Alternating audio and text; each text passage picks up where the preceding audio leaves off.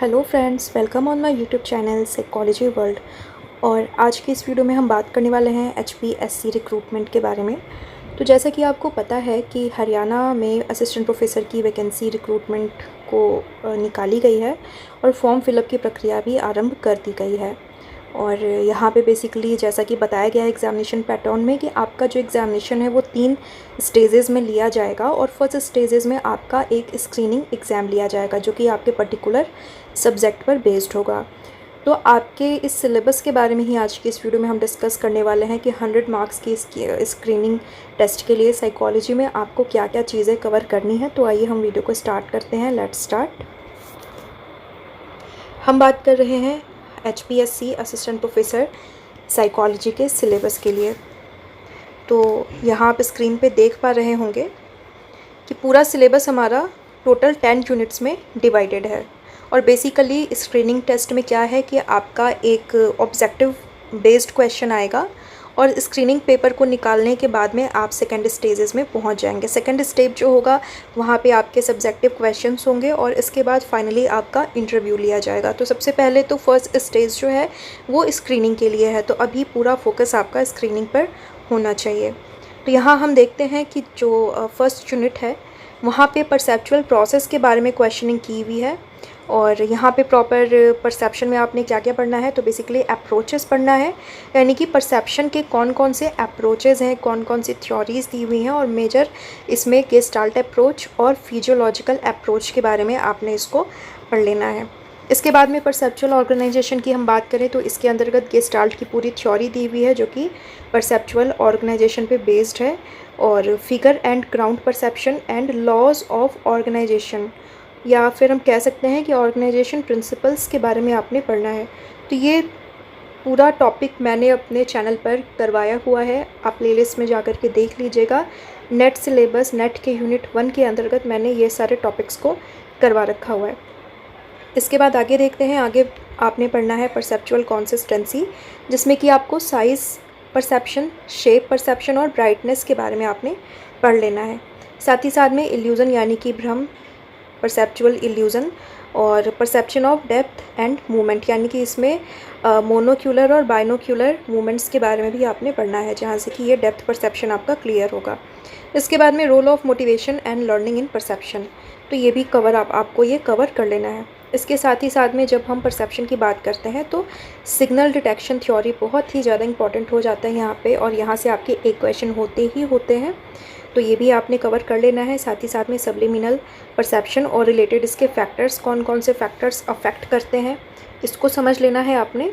इसके बाद में इंफॉर्मेशन प्रोसेसिंग अप्रोच के बारे में भी पढ़ना है परसेप्शन का, एंड कल्चर एंड परसेप्शन, कैसे परसेप्शन जो है वो उस पर हमारे कल्चर का भी इम्पैक्ट पड़ता है, ये चीज़ भी आपने पढ़नी है। परसेप्चुअल स्टाइल्स के बारे में पढ़ना है, and ecological perspective on perception. तो यहाँ पे हम देख रहे हैं कि मोटा मोटी ये जो परसेप्शन का टॉपिक है नेट के सिलेबस से आपका काफ़ी ज़्यादा मिलता जुलता है। तो नेट के सिलेबस में भी लगभग ये सारे टॉपिक्स पढ़ने हैं आपने। इसके बाद आगे हम देखते हैं सेकेंड यूनिट है आपका लर्निंग प्रोसेस का। और बेसिकली इसमें आपको क्लासिकल कंडीशनिंग, जो कि साइकोलॉजी का कोई भी एग्ज़ाम हो, क्लासिकल कंडीशनिंग आपका रहता ही रहता है। इवन इस टॉपिक से आपके 2 से 3 क्वेश्चन सिर्फ एक पेपर सेट में होते हैं। तो क्लासिकल कंडीशनिंग, इसका प्रोसीड्यूर क्या होता है, फेनोमेना क्या होता है और इससे रिलेटेड इश्यूज़ क्या होते हैं, मीन्स क्लासिकल कंडीशनिंग की पूरी थ्योरी और उसके जितने भी प्रिंसिपल्स बताए गए हैं उन सबको आपने कवर कर लेना है। क्लासिकल कंडीशनिंग थ्योरी को भी मैंने अपने चैनल पर एक ब्रीफ मैंने ये प्रेजेंट किया हुआ है, वीडियो अवेलेबल है, आप प्लेलिस्ट में जाकर के उस वीडियो को देख लीजिएगा, या फिर डिस्क्रिप्शन में क्लिक करेंगे तो आपको वहाँ पे वीडियो का लिंक अवेलेबल करवा दिया जाएगा।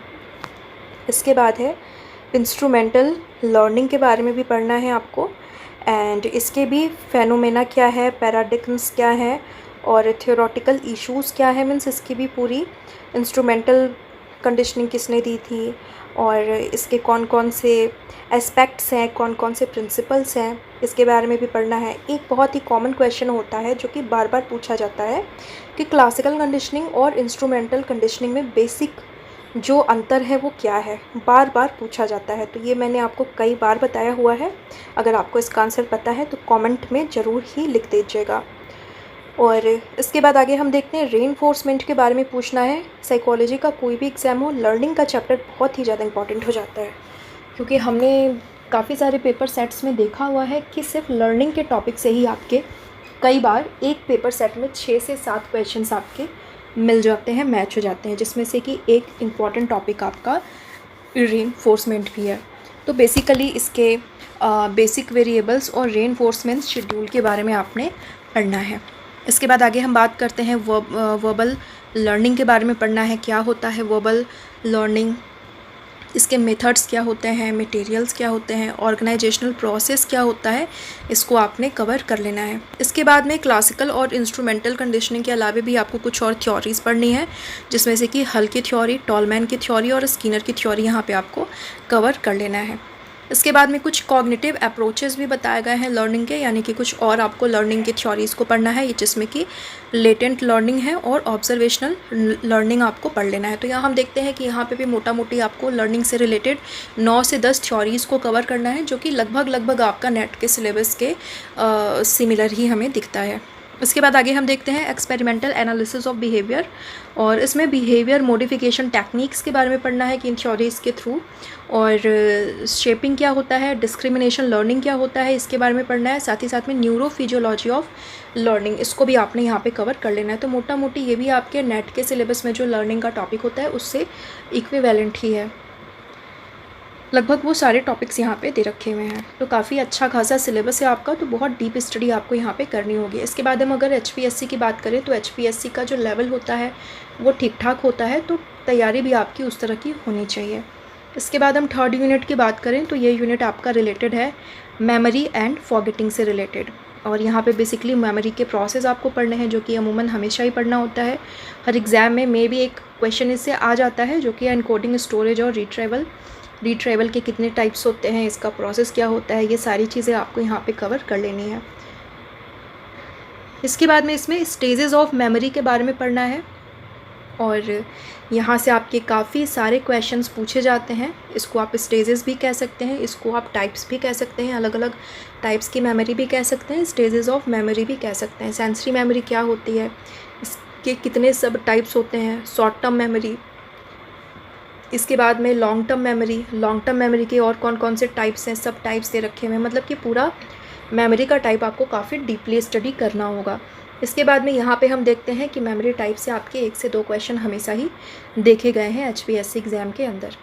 इसके बाद में बेसिकली एपिसोडिक और सिमेंटिक मेमोरी के बारे में यहाँ पे विशेष रूप से अलग टॉपिक के रूप में दिया हुआ है। मतलब कि आपको इसके बारे में सिर्फ जानना नहीं है, इसको पूरा पढ़ना है, और इसके अंदर में जितनी थ्योरीज़ भी दे रखी हुई हैं उसको भी आपने यहाँ पे बहुत अच्छे से कवर कर लेना है। इसके बाद में फॉरगेटिंग की बात करें तो कुछ थ्योरीज़ के बारे में पढ़ना है। कुछ कॉमन थ्योरीज़ हैं फॉरगेटिंग के लिए, लाइक इंटरफेरेंस थ्योरी है, डिके थ्योरी है, रिट्रेवल थ्योरी है। इसके बाद में मूलर पिलजेकर की भी थ्योरी को हम देखते हैं, तो वहाँ से भी एक क्वेश्चन आपका पूछा ही जाता है। कुछ काफ़ी सारे टर्म्स भी पूछ लिए जाते हैं, लाइक पॉलियाना इफ़ेक्ट क्या है, इस तरह के क्रिस्पी इफ़ेक्ट क्या है, इस तरह के इफ़ेक्ट्स भी कई बार एग्ज़ाम में पूछ लिए जाते हैं।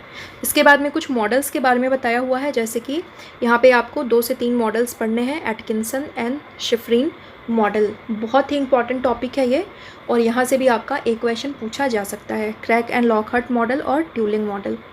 इसके बाद में सिमेंटिक मेमोरी की हम बात करें तो सिमेंटिक मेमोरी के अंतर्गत आपको एपिसोडिक मेमोरी, ट्रेस मॉडल और नेटवर्क मॉडल के बारे में आपको डीपली पढ़ लेना है। जैसा कि मैंने ऊपर ही बताया कि एपिसोडिक और सिमेंटिक यहाँ पे काफ़ी ये अलग से दे रखा है, तो आपको सिर्फ इसके बारे में जानना ही नहीं है, इवन इसके अंतर्गत जो भी और भी थ्योरीज़ आती हैं उसको भी आपको यहाँ पे बहुत अच्छे से कवर कर लेना है।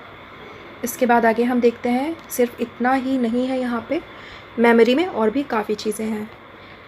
लॉन्ग टर्म मेमोरी, इससे रिलेटेड भी यहाँ पे कुछ चीज़ें दे रखी हुई हैं, जैसे कि रिट्राइवल क्लूज़ के बारे में आपने पढ़ना है, अच्छे से पढ़ना है। फ्लैश बल्ब मेमोरी क्या होती है, इसके बारे में भी पढ़ना है आपको। इसके बाद में कंस्ट्रक्टिव प्रोसेसेस इन मेमोरी।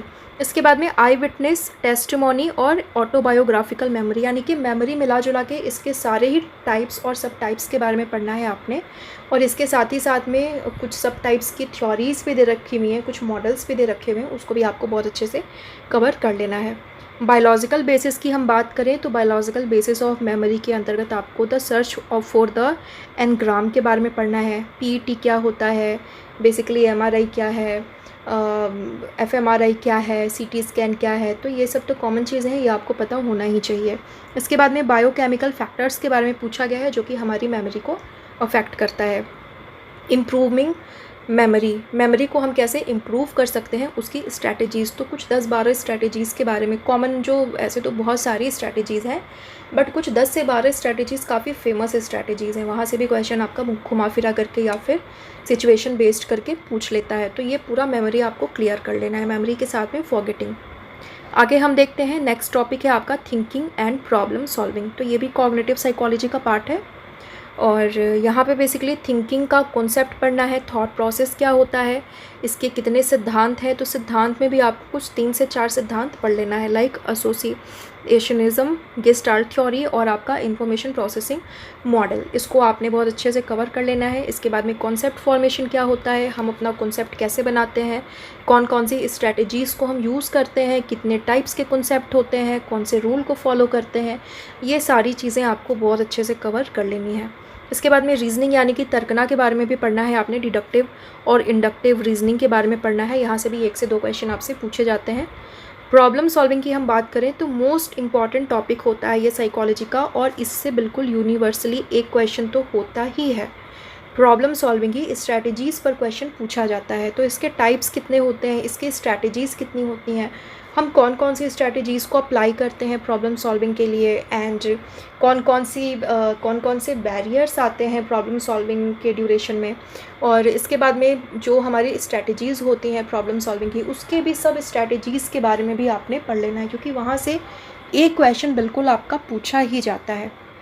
इसके बाद आगे हम बात करें तो कुछ role of concepts in thinking. तो जैसा कि मैंने बताया कि कॉन्सेप्ट फॉर्मेशन भी पढ़ना है आपको, कॉन्सेप्ट का क्या रोल होता है ड्यूरिंग थिंकिंग प्रोसेस में, तो ये भी आपने बहुत अच्छे से पढ़ लेना है, किस किस तरह से हम थिंकिंग करते हैं, तो इन सब चीज़ों के बारे में आपने पढ़ लेना है।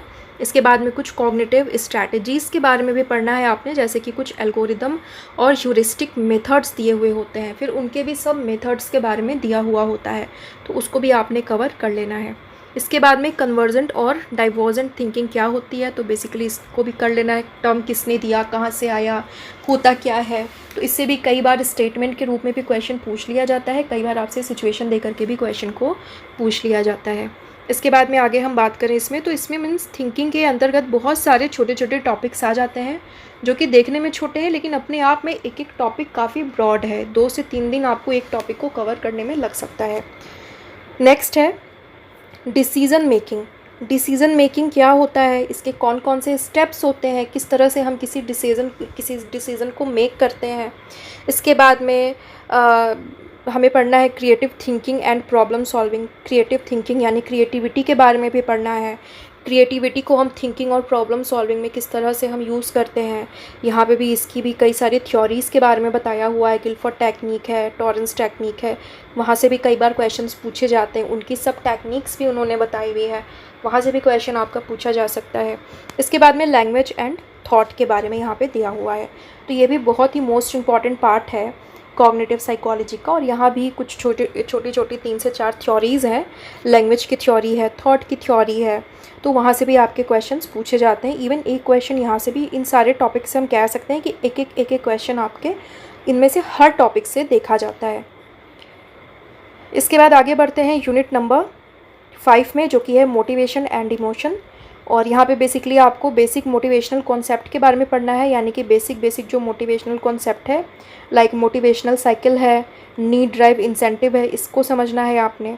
इसके बाद में बेसिकली कौन कौन से मोटिव्स होते हैं, बायोलॉजिकल मोटिव्स और सोशल मोटिव्स, उसके बारे में भी आपने पढ़ना है। तो इन दोनों टॉपिक को मैंने अपने चैनल पर अपलोड किया हुआ है, इस पर वीडियो आपको मेरे चैनल पर मिल जाएगी, प्लेलिस्ट में जा कर के देख लीजिएगा। इसके बाद अप्रोचेस की बात करें तो approaches of the study of motivation, जिसमें कि आपको साइको एनालिटिकल अप्रोच के बारे में पढ़ना है, इथोलॉजिकल अप्रोच, SR कॉग्निटिव और ह्यूमनिस्टिक अप्रोच के बारे में पढ़ना है। तो ह्यूमनिस्टिक से क्वेश्चन यहाँ पे देखा जाता है, सारे ही अप्रोचेस यहाँ पे इंपॉर्टेंट है, सभी को आपको बहुत ही ध्यान से यहाँ पे पढ़ लेना है। इसके बाद में जैसा मैंने अभी बताया कि बायोलॉजिकल मोटिव से भी क्वेश्चन आपके पूछे जा सकते हैं। मीन्स बायोलॉजिकल मोटिव्स को भी पढ़ना है, जिसके अंतर्गत आपको हंगर की भी थ्योरीज़ दी हुई हैं, जो कि मैंने अपने चैनल पर बहुत अच्छे से करवाया हुआ है। थ्रस्ट की भी थ्योरी दी हुई है, अलग अलग थ्योरीज़ हैं, वहाँ से क्वेश्चन जैसे कि डबल डिप्लेशन थ्योरी कई बार पूछा गया है। और स्लिप है, स्लिप के स्टेजेस कौन कौन से होते हैं। सेक्स है, तो सेक्स के दौरान मेल में फीमेल में कौन कौन से हार्मोन्स बनते हैं, तो वहाँ से भी कई बार क्वेश्चंस आपके पूछे जा सकते हैं। सोशल मोटिव्स की बात करें तो achievement, affiliation, approval motive, achievement की इवन थ्योरीज से काफ़ी क्वेश्चन पूछ लिए जाते हैं, किसने सबसे अच्छा काम किया है, किसने ज़्यादा काम किया है। तो मीन्स ये भी आपको बहुत अच्छे से डीपली पढ़ने की ज़रूरत है। आगे हम बात करते हैं एक्सप्लोरेटरी बिहेवियर एंड क्यूरियोसिटी, इसके बारे में भी आपने पढ़ लेना है। आगे है physiological correlates of emotion, emotion की थ्योरीज़ के बारे में पढ़ना है, जिसमें कि जेम्स लॉन्जे थ्योरी, यहाँ से 1 से 2 क्वेश्चन आपके पूछे ही जाते हैं। कैनन-बर्ड सिद्धांत, cannon-bird theory, scatter singer theory यहाँ पे काफ़ी ज़्यादा इंपॉर्टेंट है। इसके बाद में कुछ कॉन्फ्लिक्ट्स के बारे में भी बताया हुआ है, तो कॉन्फ्लिक्ट से भी कई बार हम एक पेपर सेट में एक क्वेश्चन तो देखते हैं। इसके सोर्सेज क्या होते हैं और इसके टाइप्स क्या होते हैं, तो कई बार इससे सीधे सीधे क्वेश्चन भी पूछ लिया जाता है, कई बार एक सिचुएशन दे करके, एक एग्जाम्पल दे करके आपसे क्वेश्चन पूछा जाता है।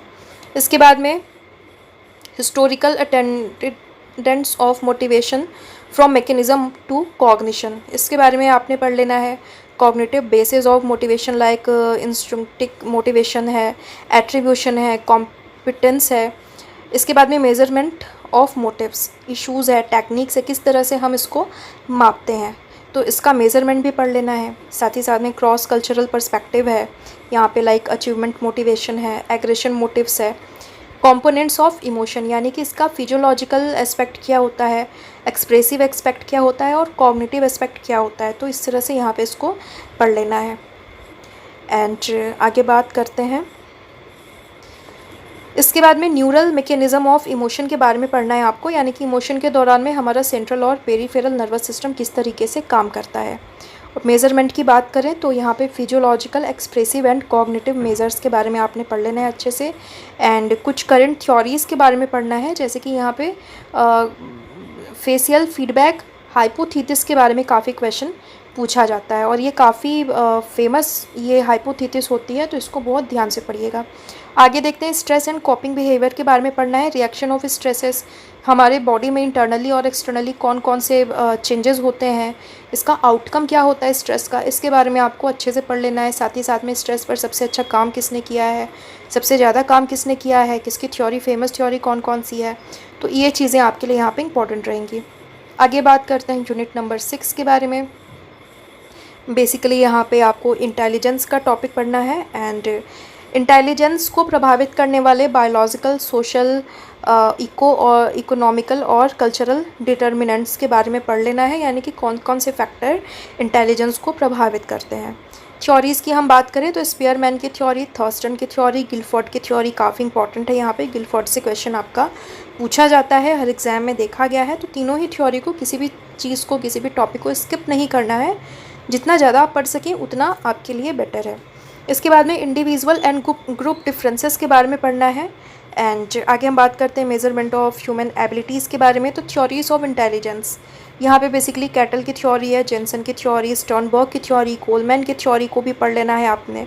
इसके बाद में क्रिएटिविटी की बात करें, जैसा कि हमने ऊपर भी बात किया था अभी, तो क्रिएटिविटी में टॉरेंस टेक्निक है, गेटजल्स टेक्निक है, गिलफोर्ड टेक्निक है, तो इसके बाद इन्होंने कुछ सब टेक्निक्स के बारे में भी बताया हुआ है, तो वहाँ से आपके क्वेश्चन पूछे जाते हैं। इसके बाद में इंटेलिजेंस और क्रिएटिविटी में क्या रिलेशन होता है, कई बार ये क्वेश्चन आपका पूछा हुआ है, तो आई थिंक आपको पता होगा इसका आंसर। अगर आपको पता है तो कमेंट में लिख करके बताइएगा, अगर नहीं पता है तो इसको आप आंसर को ढूंढने की कोशिश करिएगा। आगे बात करते हैं एबिलिटीज़ एंड अचीवमेंट, और बेसिकली इसमें concept and role of emotional intelligence के बारे में यहाँ पे पूछा हुआ है, तो गोलमैन की थ्योरी से कई बार 1 से 2 क्वेश्चन देखे जाते हैं।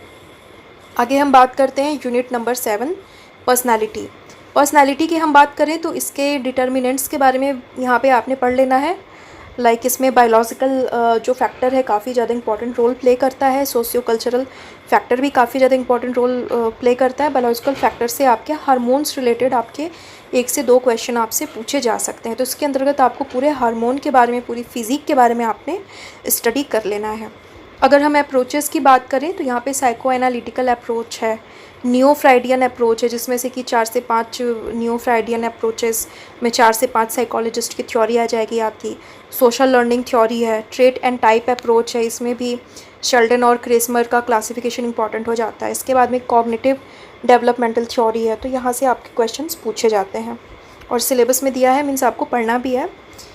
एंड पर्सनैलिटी असेसमेंट, तो कुछ साइकोमेट्रिक टेक्निक्स और कुछ प्रोजेक्टिव टेक्निक्स होते हैं और उनके भी कुछ सब टेक्निक्स होते हैं, तो वहाँ से भी आपको अच्छे से कवर कर लेना है।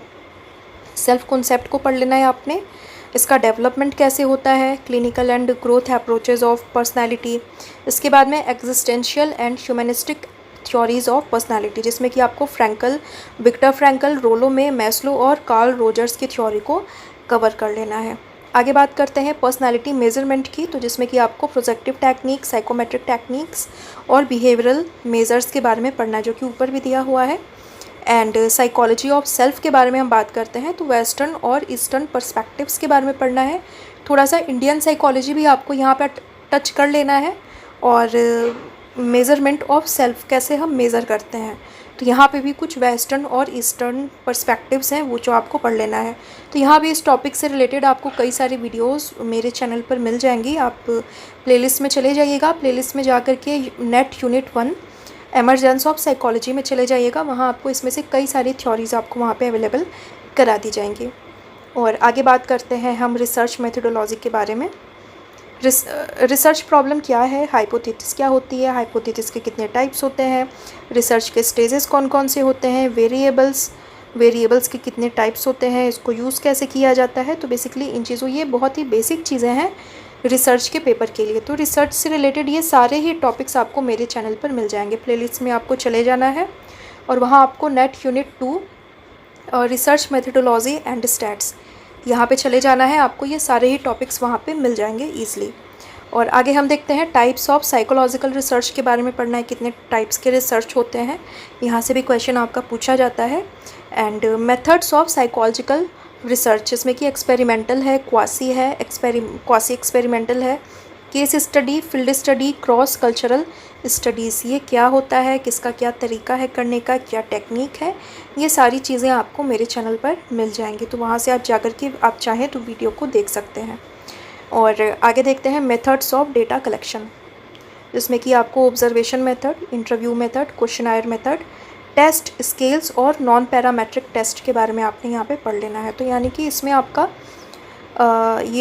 इसी में ही आपका रिसर्च और स्टैट्स दोनों ही इंक्लूडेड है।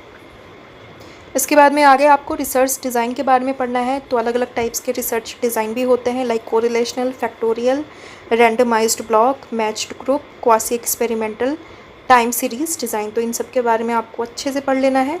इसके बाद में एनोवा का फुल फॉर्म क्या होता है, कहाँ पे यूज़ करते हैं, कितने टाइप्स का होता है, इसके बारे में भी आपने यहाँ पे पढ़ लेना है। इसके बाद में कोरिलेशनल एनालिसिस, पार्शियल, मल्टीपल और रिग्रेशन एनालिसिस, तो ये सारे ही टॉपिक्स आपको मेरे चैनल पर मिल जाएंगे। इसके बाद में फैक्टर एनालिसिस क्या है, इसके एजम्पशंस क्या क्या है, मेथड्स क्या है, रोटेशन और इंटरप्रिटेशन क्या है, तो ये सारा ही टॉपिक आपको मेरे चैनल पर मिल जाएगा। आगे देखते हैं मेज़रमेंट एंड टेस्टिंग, तो यहाँ पे बेसिकली दिया हुआ यूजीसी नेट टेस्ट कंस्ट्रक्शन, किसी भी टेस्ट को हम कैसे बनाते हैं, आइटम एनालिसिस, आइटम राइटिंग और आइटम एनालिसिस क्या होती है, उसको हम स्टैंडर्डाइज्ड कैसे करते हैं, रिलायबिलिटी कैसे निकालते हैं, रिलायबिलिटी के कितने टाइप्स होते हैं, वैलिडिटी क्या होती है, वैलिडिटी निकालने के कितने टेक्निक्स होते हैं, इसके कितने टाइप्स होते हैं, नॉर्म्स क्या होता है, इन चीज़ों के बारे में भी आपको पढ़ना है। और ये पूरा यूनिट 9 भी आपको मेरे चैनल पर मिल जाएगा। यूजीसी नेट यूनिट 3 में चले जाइएगा, साइकोलॉजिकल टेस्टिंग,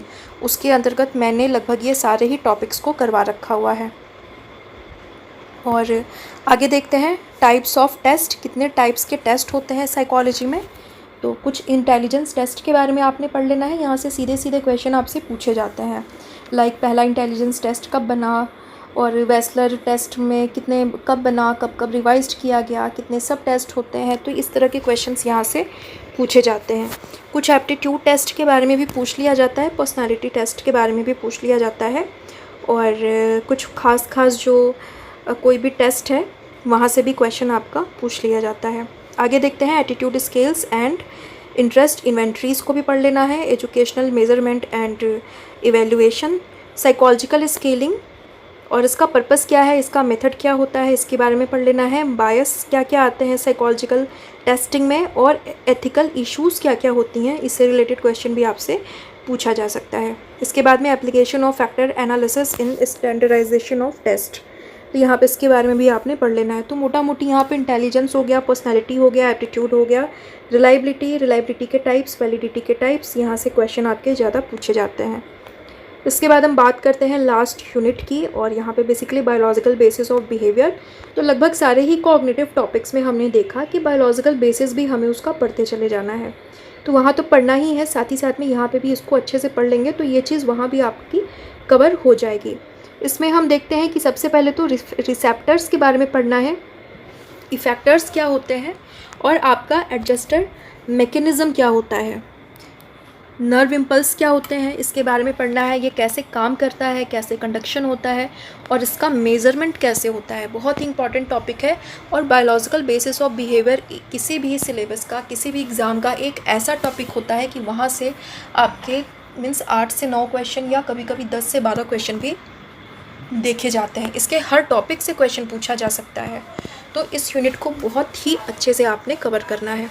इसके बाद में सेंसरी सिस्टम के बारे में आपने पढ़ना है। इसमें विज़न और ऑडिशन, उसका स्ट्रक्चर और फंक्शन क्या होता है, विज़न का eye structure and function, ear structure and function आपको पूरा अच्छे से कर लेना है। एक एक क्वेश्चन कई बार देखा जाता है।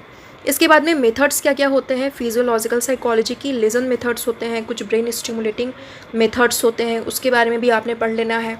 इसके बाद में कुछ नॉन लेजन मेथड्स भी होते हैं, इसके अंतर्गत आपका MRI, FMRI, PET, CT scan, इन सब चीज़ों के बारे में भी आपने पढ़ लेना है, क्या होता है, कौन किससे डिफरेंट है और कहाँ कौन कब यूज़ किया जाता है, फुल फॉर्म क्या होता है, ये सारी चीज़ें आप यहाँ पे पढ़ लीजिएगा। इसके बाद में स्लीप एंड वेकिंग क्या है, कैसे ये काम करता है, स्टेजेस कौन कौन से होते हैं ड्यूरिंग स्लिप और डिसऑर्डर्स कौन कौन से होते हैं slip related, and psychological mechanisms क्या होते हैं स्लिप के लिए और वेकिंग के लिए, जगने के लिए, सोने के लिए क्या क्या स्टेजेस हैं, कौन कौन से डिसऑर्डर्स होते हैं उसको भी साथ साथ में पढ़ते चलेगा। इवन मैं कहूँगी कि आप जो भी टॉपिक पढ़िएगा उसके साथ में उससे रिलेटेड डिसऑर्डर को भी पढ़ते चलिएगा। जैसे कि मेमोरी पढ़ रहे हैं तो मेमोरी से रिलेटेड कौन कौन से डिसऑर्डर्स होते हैं उसको भी साथ साथ में कर लीजिएगा। लर्निंग से रिलेटेड कौन कौन सी डिसेबिलिटीज़ होती हैं उसको भी अगर आप साथ साथ में करते चलेंगे तो आपके लिए और भी ज़्यादा अच्छा रहेगा। इसके बाद में कुछ आपके इंजेस्टिव बिहेवियर्स लाइक ड्रिंकिंग हो गया, इसका न्यूरल मैकेनिज़्म क्या होता है, हंगर हो गया, तो बेसिकली मोटिवेशन में भी आपने ये दोनों टॉपिक आपने कवर कर रखा है, तो यहाँ पे भी आपको ये चीज़ें पढ़नी है।